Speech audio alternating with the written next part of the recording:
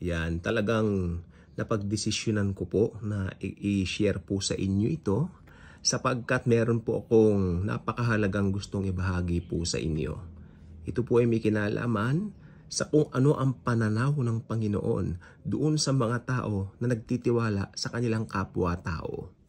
Rather than trusting the Lord Jesus, may mga taong ang tiwala ay nakaangkla o nakatali sa kapwa-tao.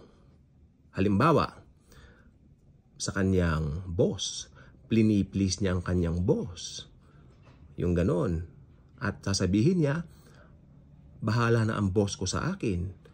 Yung mga ganyang bagay po mga kaibigan ay hindi po kaaya-aya dahil ang pinagkakatiwalaan mo ay kapwa mo lang tao. Samantalang ang Panginoon, siya ang pinakamakapangyarihan sa lahat na dapat po nating paglagakan ika nga ng ating buong pananampalataya. Marami po. Yung mga tao naman natakot din sa kapwa-tao. Baka ganun ang gawin sa akin. No, hindi tayo pababayaan ng Lord. Kung ikaw ay Kristiyano at meron kang kaisipan na ganyan, ito ang banggit ng Lord dito sa, itaas natin ng konti, Jeremiah chapter 17, of course. Siyempre. Tapos, sa verses 5 to 6. Itutuloy natin sa 7 tsaka sa 8 mamaya. 5 to 6 po muna tayo, mga kaibigan, no? Thus says the Lord, cursed is the man who trusts in man and makes flesh his strength. May kilala kayong ganyan? Whose heart, sabi niya, departs from the Lord. Pag ang pinagkakatiwalaan mo pala kapwa mo tao, sabi ng Biblia, your heart departs from the Lord. Ibig sabihin, mas naniniwala ka na may magagawa ang tao kumpara sa Diyos. Sa kabilang banda, kung titignan man natin ang tinuloy natin sa sabi niya rito, thus says the Lord, basahin natin ang buo, cursed is the man who trusts in man and makes flesh his strength, whose heart departs from the Lord. Sabi dito, for he shall be like a shrub in the desert. Wow. And shall not see when good comes. Hindi ka makakakita ng mabubuting bagay kung ang pinagkakatiwalaan mo ay kapwa-tao. Okay? Hindi Diyos ang pinagkakatiwalaan mo kundi kapwa-tao.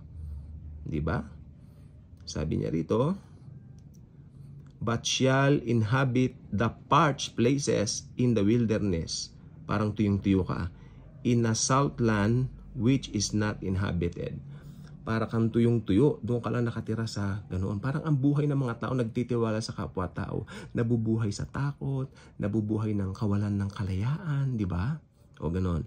Pero, basahin natin naman sa 7 tsaka sa 8. Ito, mga Kristiyano po ito. Blessed is the man who trusts in the Lord and whose hope is the Lord. For he shall be like a tree planted by waters, which spreads out, gusto ko to, its roots by that river, and will not fear when heat comes. Hindi tayo matatakot maski dumating ang tag-init, no? But its leaf will be green. Ibig sabihin, maski dumating ang tag-tuyot, magiging berde pa rin o green ang mga dahon, and will not be anxious in the year of drought. Yung mga drought, yung mga tagtuyot, hindi ka matatakot doon. Nor will cease from yielding fruit. Ibig sabihin, hindi tayo mawawala ng mga bunga natin. Ibig sabihin, fresh na fresh pa rin. Pag isang Kristiyano ang nagtitiwala yan kay Yahweh, kay Lord Jesus. Yahweh is Jesus Christ. Tandaan yan. Si Jesus po, nung nagkatawang tao siya, Jesus Christ. Pero in the Old Testament, siya po si Yahweh. No? Ayan. So ayan, tingnan po natin yan. Kayo, kanino po kayo nagtitiwala sa kapwa-tao niyo? Sino ba? Politika ba yan? Taga-showbiz pa yung mga yan? O yan ba yung mga iniidolo ninyo? Yan ba? Yan bang inaano nyo? Sino ba yan? Mga ano ba yan? Mga tao ba yan na mga ma-impluensya? Tandaan po ninyo, pag Kristiyano ka, walang ganyan-ganyan sa'yo. Dahil si Jesus at si Jesus lang ang pinagkakatiwalaan mo dahil alam mo, Jesus alone is the way, the truth, and the life. God bless.